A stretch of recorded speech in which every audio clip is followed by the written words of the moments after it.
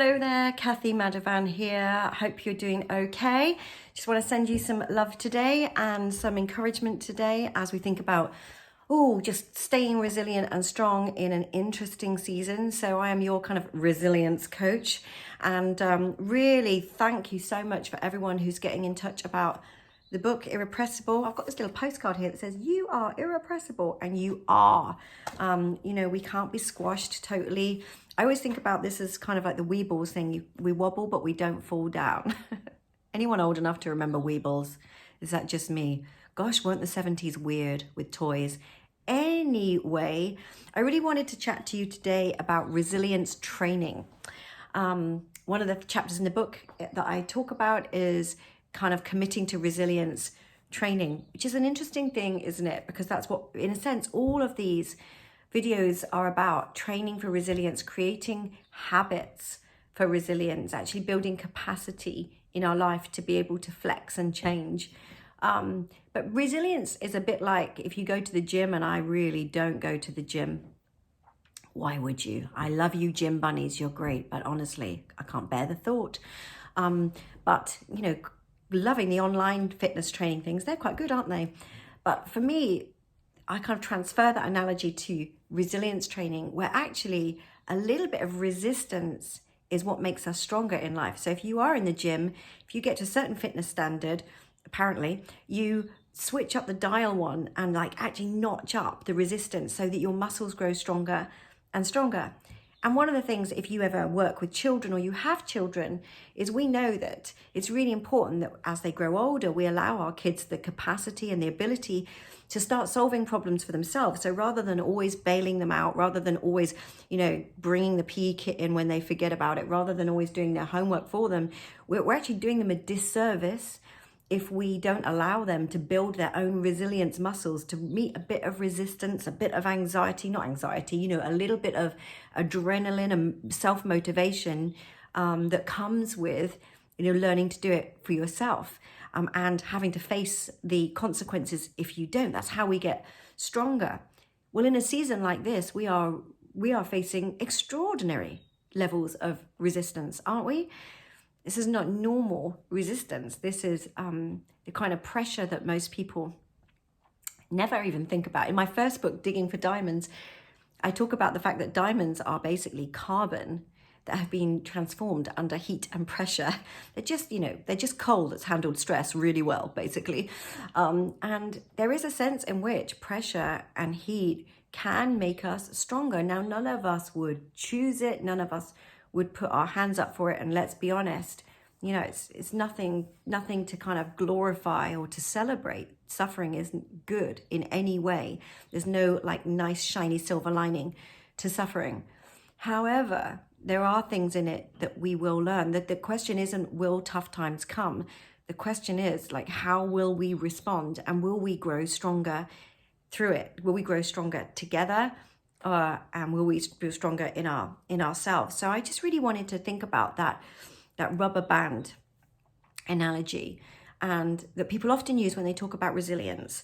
So the rubber band, it has the ability to stretch, but it also has the ability to bounce back to its original position. So it's got some elasticity to it, some flexibility. It's able to stretch out and then go back to its original state. And that's kind of a really good illustration of resilience.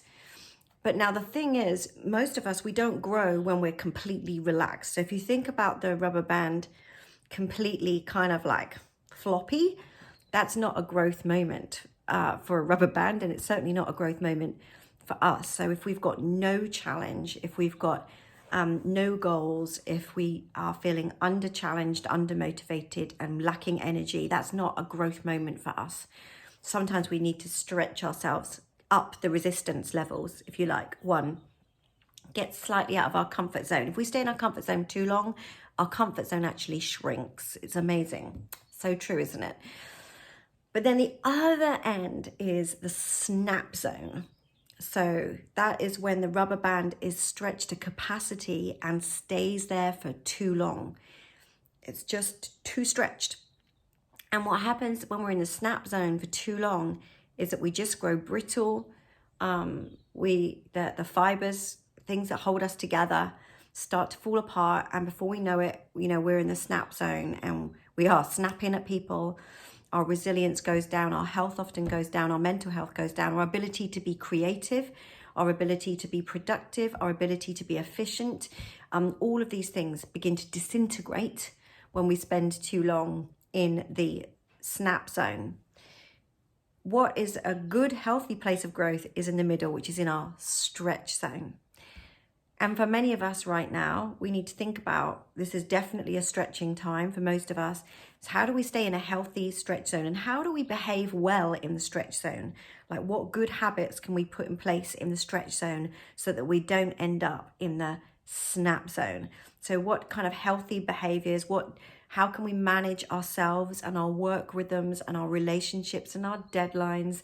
How can we create rhythms and habits in the stretch zone so that we're moving forwards and we're actually stretching ourselves and we're, being creative and we're being productive and we're enjoying healthy relationships without living in a snap zone? So if there's conflict that needs dealing with, if there's situations that are too stressful for us, like, how can we get help in those situations? How could we pull the elastic band in a little bit if we're in the snap zone? What things would relieve some pressures? What things would, as I've talked about in another video, what things would fill the tank right now? How can we actually pull ourselves in from the snap zone in order to be stretched so that we're actually feeling alive and vital and motivated, but not actually feeling overwhelmed?